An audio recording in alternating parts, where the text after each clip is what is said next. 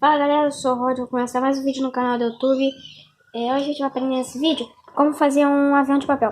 Então já se inscreve no canal, deixa seu like, ativa a notificação para ficar sabendo mais. E para poder começar, vocês vão ter que dobrar a folha no meio. Assim. Certinho assim no meio. Depois vocês vão dobrar aqui, daqui pra cá.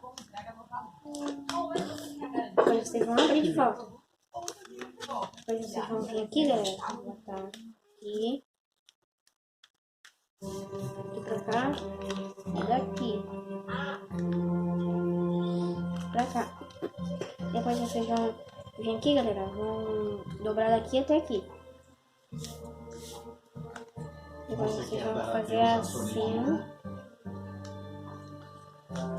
Assim, galera. Dobrar aqui. E pronto, galera. Temos um avião de papel. Então é isso, galera. Se você gostou do vídeo, se inscreve no canal, deixa seu like. Tchau, tchau. Até o próximo vídeo.